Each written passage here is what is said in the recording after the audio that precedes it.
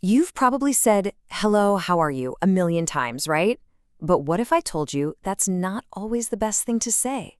In fact, sometimes it can sound, well, a little weird. Today, we're going to totally transform the way you greet people in English. We're moving way beyond the basics so you can master a greeting for pretty much any situation you can think of. So let's get right to it. Is "how are you" enough? I mean, we all learn it on day one of English class, but is it the right choice for every situation? The answer is a big nope. Think about it. Saying that to your best friend can feel a little stiff, kind of formal, but then using it in a serious business email, it might seem way too simple. Just sticking to that one phrase can honestly make you sound unnatural, maybe even a bit out of place.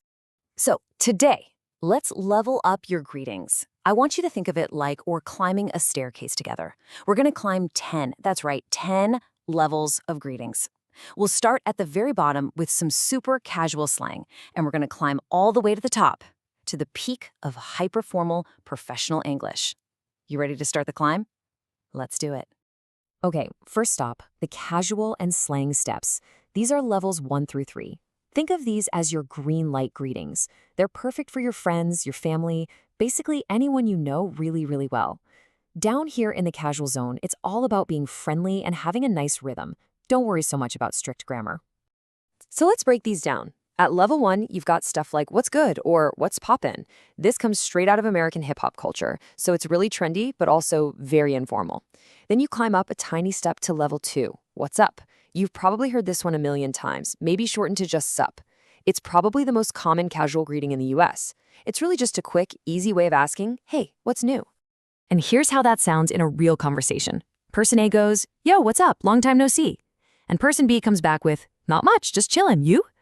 See how that works? It's fast, it's friendly, and it's designed for a really short, simple answer. Notice how person B doesn't launch into a whole story. Nope, just "not much," and then, this is key, they pass the question right back. That's the typical flow for these kinds of greetings.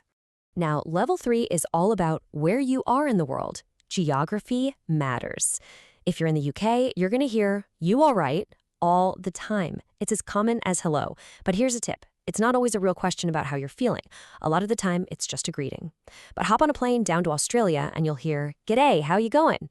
That's the classic, super friendly opener you'll hear just about everywhere down under.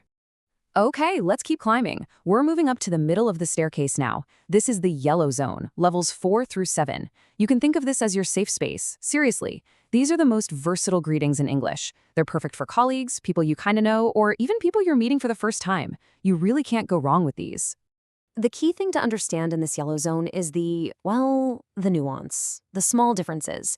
For example, level 4, "how's it going?" just feels a little softer, a little more dynamic than a flat "how are you?" Now check out the difference between level 5 and 6. "How have you been?" That's what you use for someone you haven't seen in a while. But "what have you been up to?" is way more active. It's specifically asking about what they've been doing lately, so it shows a bit more interest. And level 7, "I hope you're doing well." Oh, this one is going to be your best friend for starting off professional emails. And here we are. We've reached the top of the staircase, the blue zone, levels 8 to 10. This is where things get serious. We're talking maximum respect, maximum formality. These are the phrases you pull out for your boss, for important clients, or in really official settings. You'll notice the sentences get a little more complex, and the tone, it's definitely a lot more serious. Okay, let's break down these top tiers. Level 8 is "how do you do?" This one is very traditional, feels a little British, and you'd use it for a first-time introduction. But here's the secret handshake, the pro tip. The only correct response is to say it right back. "How do you do?" I know, it's a little weird, but that's the rule. Then at level 9, we have "I trust everything is going well." This is perfect for business letters or emails. It sounds confident, polite, and totally professional. And here's a fantastic example of how you can actually use these in the real world. This is a perfect opening for a professional email. It starts with that polite level 7, "I hope you are doing well today," and then it smoothly transitions into the confident, business-focused level 9, "I trust everything is going smoothly with the project." See, it's respectful, but it also gets straight to the point. Okay, so we've covered the professional stuff. But are you ready for the absolute peak, the tippy top of the mountain? I'm talking about the final boss of English greetings. And here it is, level 10. May I inquire as to how you are faring? Whoa. I mean, this is so formal and so old-fashioned, you will probably never, ever hear someone say this out loud. Seriously, you're more likely to find this in a historical novel than in a modern boardroom. So it's a really cool piece of language to know exists, but maybe don't try this one out in your next team meeting, okay? So we've climbed all 10 levels of asking the question. But what about answering? That's just as important if you want to sound natural. So I've got one more all-important pro tip for you. And this one applies to almost every single greeting we've talked about today. It's a super simple two-step process. Step 1, answer briefly. Keep it short and positive. Honestly, native speakers are not looking for your entire life story. A simple, good, you, or not bad, thanks, is perfect.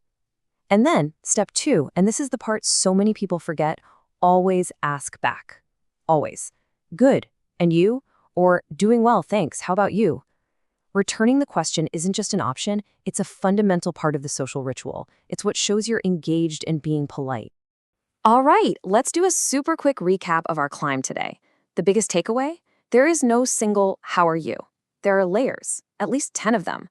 The real key to sounding fluent is matching your greeting to the person and the situation. So use that green zone for your friends, stick to the yellow zone for most of your everyday conversations, and save that blue zone for when you really need to be formal and professional. And of course, don't forget the pro tip, always, always answer briefly and ask the question right back. So there you have it, a complete toolkit for English greetings, from the super chill to the ultra formal. So my question for you is, what English phrase should we break down next? Let us know. We'd love to hear what you want us to tackle in our next explainer.